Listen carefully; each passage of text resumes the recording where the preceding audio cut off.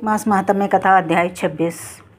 श्रीमन्नारायण नारायण नारायण भजमन नारायण नारायण नारायण हरि नारायण नारायण नारायण शिव नारायण नारायण नारायण।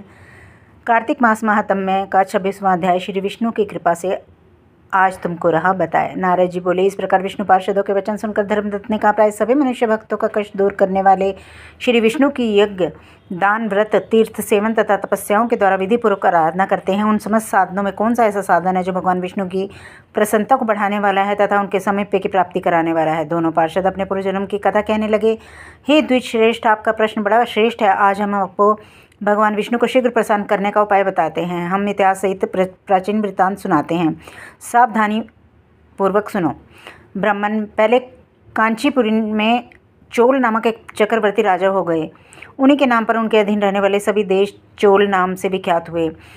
राजा चोल जब इस भूमंडल का शासन करते थे, उस समय उनके राज्य में कोई भी मनुष्य दरिद्र, दुखी, पाप में मन लगाने वाला अथवा रोगी नहीं था। एक समय की बात है, राजा चोल अनंत शयन नामक तीर्थ में गए, जहाँ जगदीश्वर भगवान विष्णु ने योग निद्रा का आश्रय लेके शयन किया। वहाँ भगवान विष्णु के दिव्य विग्रह की राजा ने विधि पूर्वक पूजा की। दिव्य मणि, मुक्ता फल तथा स्वर्ण के बने हुए सुंदर पुष्पों से पूजन करके साष्टांग प्रणाम किया। प्रणाम करके जो ही बैठे, उसी समय उनकी दृष्टि भगवान के पास आते एक ब्राह्मण पर जा पड़ी। उन्हीं की कांची नगरी के निवासी थे। उनका नाम विष्णुदास था। उन्होंने भगवान की पूजा के लिए अपने हाथ में तुलसी दल और जल ले रखा था।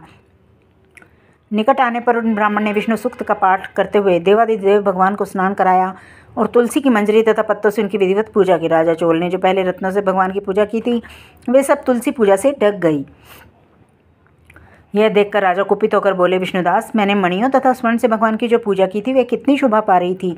तुमने तुलसी दर्श चलाकर उसे ढक दिया। बताओ ऐसा क्यों किया? मुझे तो ऐसा जान पड़ता है कि तुम दरिद्र और गवार हो, भगवान विष्णु की भक्ति को बिल्कुल नहीं जानते। राजा की बात सुनकर दुष्य विष्णुदास ने कहा, राजन, आपको भक्ति का कुछ भी पता नहीं, केवल राजलक्ष्मी के कारण आप घमंड कर रहे हैं।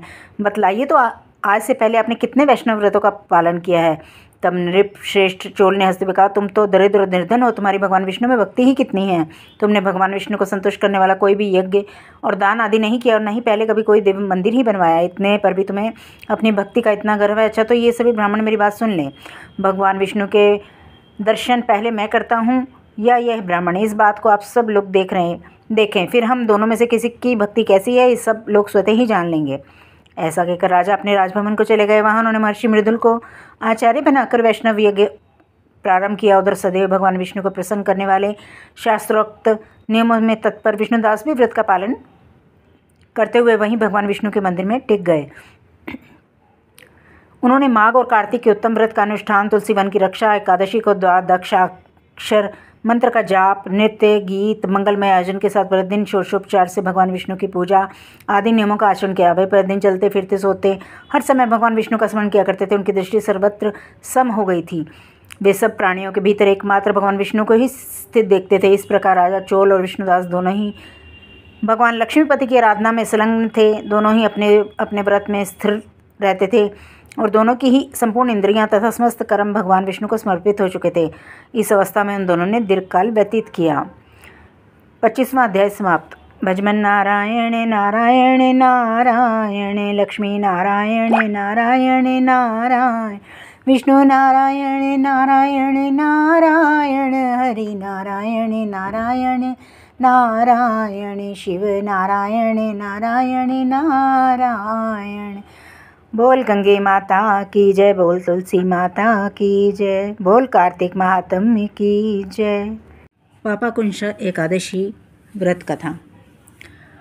कहा जाता है कि पापाकुंशा एकादशी के दिन श्री हरि विष्णु की आराधना करने और कथा सुनने से व्यक्ति द्वारा किए गए पाप का नाश होता है। जाने पापाकुंशा एकादशी व्रत कथा। हिंदू धर्म में एकादशी का व्रत विशेष महत्व है। हर मास के कृष्ण और शुक्ल पक्ष की एकादशी तिथि को व्रत रखा जाता है और हर एक एकादशी का अपना अपना महत्व है। ऐसे ही आश्विन मास के शुक्ल पक्ष की एकादशी तिथि को पापाकुंशा एकादशी के नाम से जानते हैं। मान्यता है कि इस दिन भगवान विष्णु की विधिवत पूजा करने के साथ साथ व्रत रखने का विधान है। मान्यता है कि इस दिन व्रत रखने से जातक की पीढ़ियों तक के पापों से मुक्ति मिल जाती है और सुख समृद्धि की प्राप्ति होती है। अगर आप भी पापाकुंशा एकादशी के दिन व्रत रख रहे हैं तो इस व्रत का कथा का पाठ अवश्य करें, इससे आपकी पूजा संपूर्ण होगी। व्रत कथा। धर्मराज युधिष्ठिर कहने लगे, हे भगवान, अश्विन शुक्ल एकादशी का क्या नाम है? आप कृपा कर इसकी विधि और फल कहिए। श्री कृष्ण कहने लगे, युधिष्ठिर, पापों का नाश करने वाली एकादशी का नाम पापाकुंश एकादशी है। हे राजन, इस दिन मनुष्य को विधिपूर्वक विष्णु जी की पूजा करनी चाहिए। श्री कृष्ण बताते हैं कि प्राचीन समय की बातें, विंध्याचल पर्वत पर एक बहुत ही क्रूर बहेलिया रहा करता था। उसका नाम क्रोधन था। उसने जीवन भर निर्दोष पशु पक्षियों और जीवों की हत्या की थी। इसके साथ ही वह हिंसा, लूटपाट, गलत संगति रखता था, लेकिन उसे अपनी मौत से बहुत डर लगता था। बुरे कर्मों से जीवन व्यतीत करने की वजह से जब उसका अंत समय आया तो यमराज के अति भयानक दूत उसे अपने साथ नरक ले जाने के लिए आ गए। जब उसे दूत दिखने शुरू हुए तो वह समझ गया कि उसका अंत करीब आ गया है। तब वह ऋषि अंगारा के आश्रम पहुँचे। वहाँ जाकर उसने ऋषि से प्रार्थना की कि आप मेरी सहायता कीजिए। तब ऋषि अंगारा ने उनसे कहा कि पहले तुम ये संकल्प लो कि तुम श्री हरि की शरण में हो, और फिर अश्विन मास के शुक्ल पक्ष में आने वाली एकादशी तिथि यानी पापाकुंशा एकादशी के दिन व्रत रखना। इससे तुम्हारे सारे पाप नष्ट हो जाएंगे, जिससे तुम्हें नरक भी नहीं भोगना पड़ेगा। ऋषि के कहने पर क्रोधन ने इसी विधि से व्रत किया। इस व्रत के प्रभाव से यमराज के दूतों से मुक्ति मिली और श्री हरि की शरण प्राप्त हुई। तब से ही पापाकुंशा एकादशी का व्रत किया जाने लगा। जो लोग भी अपने पापों से मुक्ति पाना चाहते हैं तो इस दिन उन्हें ये व्रत करना चाहिए। भजमन नारायण नारायण नारायण, लक्ष्मी नारायण नारायण नारायण, शिव नारायण नारायण नारायण, हरि नारायण नारायण नारायण।